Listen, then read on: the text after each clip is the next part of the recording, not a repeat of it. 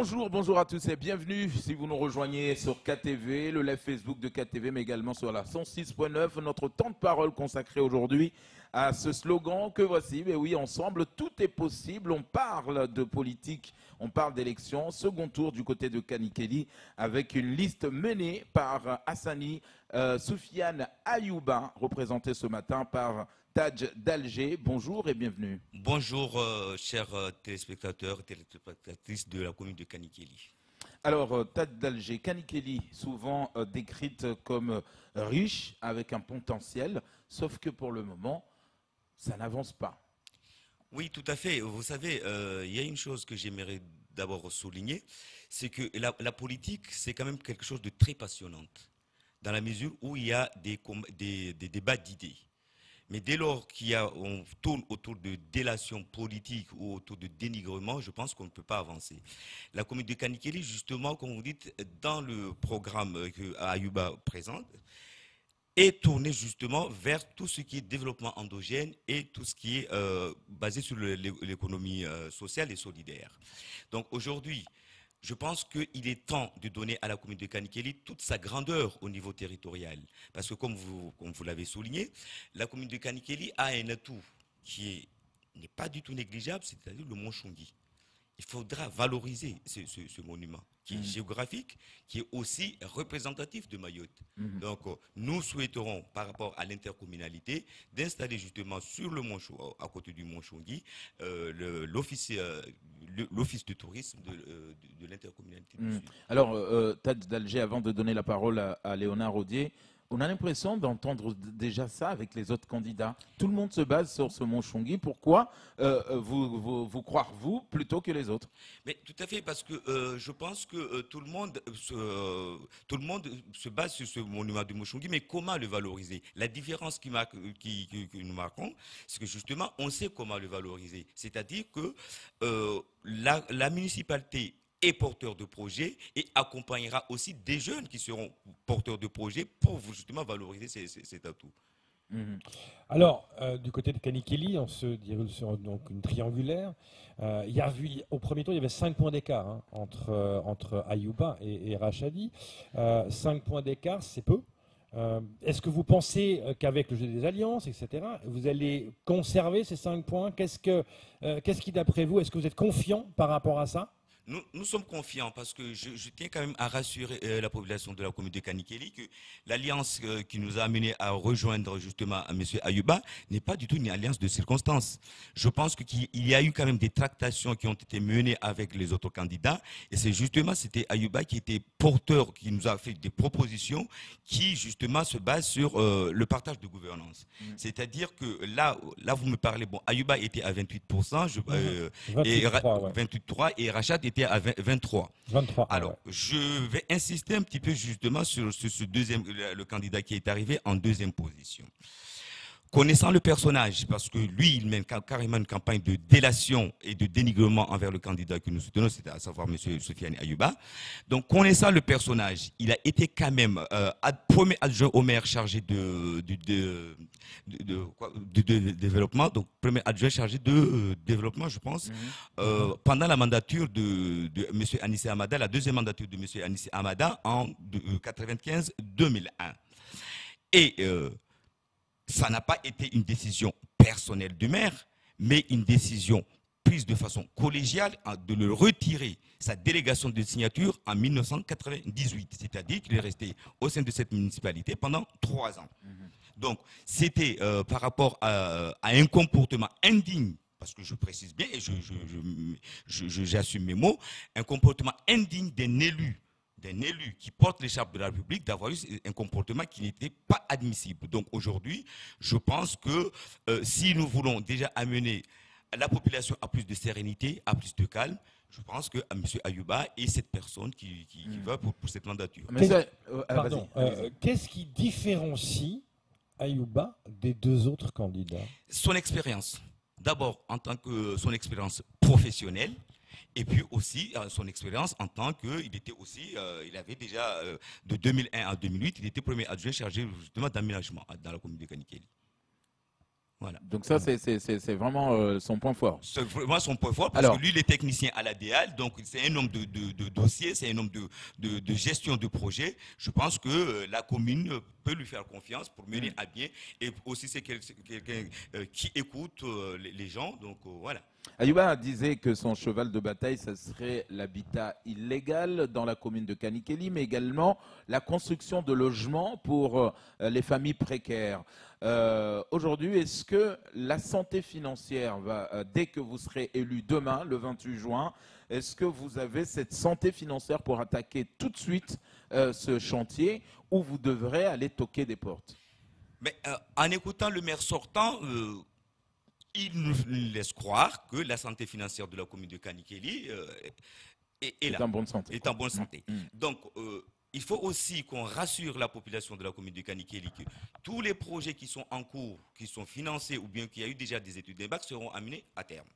Et aujourd'hui, il faudra aussi qu'on explique à la population que le temps de lotissement qui a été fait jusqu'à présent, c'est-à-dire un habitat, voilà, on construit juste des habitations, c'est déjà une époque révolue. Aujourd'hui, pour construire un lotissement, il faut envisager des espaces de jeu pour améliorer le cadre de vie. Donc, de ce côté-là, M. Ayouba a des programmes de lotissement, par exemple, le lotissement 3 de Mourona-Béja. Le lotissement 3 de Mourona-Béja, c'est un projet que la population attend. C'est-à-dire qu'on est quand même sur un terrain indivisible, donc il faudra faire une déclaration d'utilité publique par rapport à tout ça. Et prévoir, par rapport à l'amélioration des cadres de vie, des espaces un espace de parking, un aire de jeu pour les enfants, etc. Donc, quand on parle du Montchongui, certains disent j'ai pas envie d'y aller parce que j'ai peur au niveau de l'insécurité. Qu'est-ce que vous faites contre ça? Qu'est-ce que vous proposez contre ça? Voilà, alors, si vous allez au Montchongui, actuellement, vous voyez, il y a un petit, ce que moi j'appelle ça un nid de pigeons. Donc nous, on a prévu d'installer l'annexe de la police municipale. C'est-à-dire, ce sera juste à côté de cette structure que, comme je vous dis, l'Office de tourisme de l'Interco Sud. Et il est préférable, parce que moi, dans ma profession, je suis directeur adjoint chargé dans un centre de formation. Il y a des formations justement par rapport à ce qu'on appelle des agents de tourisme local. C'est-à-dire que ce sont des jeunes qui vont être formés justement pour accompagner des touristes. Tant en termes de découverte de la biodiversité, parce que quand on parle du Montchongui, tout le monde court juste pour arriver au sommet et regarder la vue. Alors que pendant tout le trajet, il y a pas mal d'atouts sur la biodiversité que justement il faudra... Donc ça veut dire que ces jeunes-là seront en permanence dans cette annexe, embauchés par la mairie, donc c'est des embauches de la mairie? Ça ne sera pas automatiquement des embauches de la mairie, parce que, ça, comme je vous ai dit, nous allons accompagner tout porteur de projet, parce qu'actuellement, par rapport à tout ce qui est entreprise individuelle, un jeune peut se déclarer en tant que guide touristique, et à ce moment-là... Auto-entrepreneur. Auto-entrepreneur. Alors, ces lotissements que Ayouba veut mettre en place, l'attractivité même des entreprises dans la commune de Kani, et cette coopérative que vous nous en avez parlé lors de votre passage ici, est-ce qu'il y a ce foncier et il y a ce budget? Le foncier y est. Le foncier y est. C'est parce que vous savez qu'à Mayotte, on a cette mentalité de dire on veut tout, mais pas sur mon terrain. Ce sont les négociations par rapport aux propriétaires fonciers qu'on doit mener. Donc, en ce qui concerne le budget, vous savez pertinemment que le financement, il y a plusieurs types de financement. Il y a par exemple le financement, parce que bon, la mairie de Kanikeli dispose quand même d'une dotation globale de fonctionnement d'à peu près de 25 millions d'euros. Et puis, bon, vous avez l'AFT, le Fonds social européen, etc., qui peuvent financer ce dossier. Mais le dossier doit être concrétisé et explicable et compréhensible par tout le monde. Mais le souci du vrai... par rapport aux fonciers dans la commune de Kanikeli, c'est justement en ce qui concerne la négociation avec les propriétaires fonciers. Demain, je vais aller, on est le 28, supposons demain, je dois aller aux urnes, je ne sais pas pour qui voter entre les trois. Vous avez une minute pour me convaincre.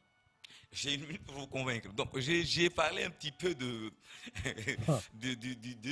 candidat arrivé en deuxième position. Et concernant le troisième candidat, donc pour moi, il fait sa crise de quarantaine. Pour moi, c'est un candidat pour 2026 parce que connaissant son mentor, qui est un ancien maire, qui a fait le mandat le plus pourri depuis la création des communes, je pense que l'ambiance de cours de récréation dans la commune de Kanikeli, ça suffit.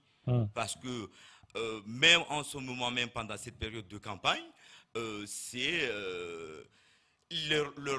sa crédibilité, sa légitimité est contestée et contestable dans leur propre groupe, les deux mêmes.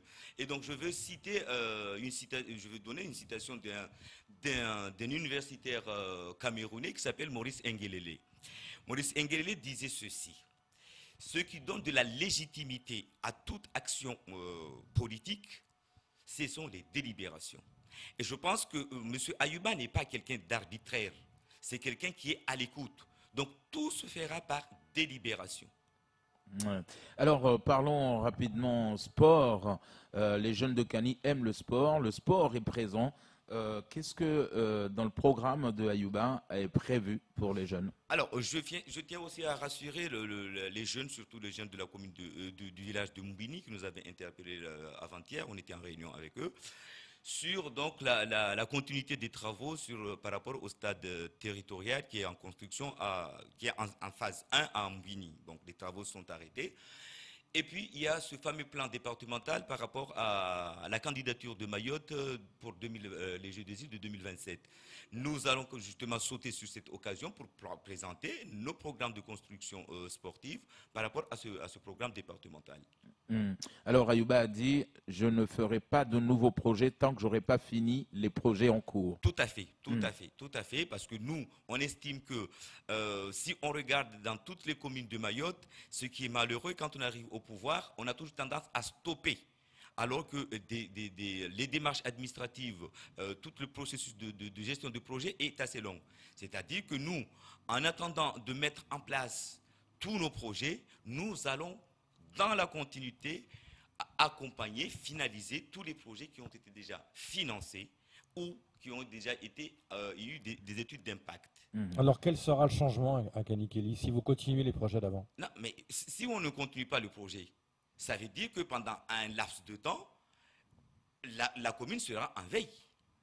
Et c'est justement cette période de transition nous permet de continuer les projets. Donc continuez les projets qui sont déjà lancés. Oui. Et quelles seront les nouveautés que vous allez apporter à Kanikeli? Les nouveautés, comme je vous ai dit, il y a pas mal de projets. Bon, là, tout à l'heure, vous avez parlé un peu de lotissement, mais nous avons aussi des projets d'accompagnement, donc d'accompagnement et de formation d'insertion des jeunes, c'est-à-dire qu'on a un projet qui est très important, c'est-à-dire un jeune impermis.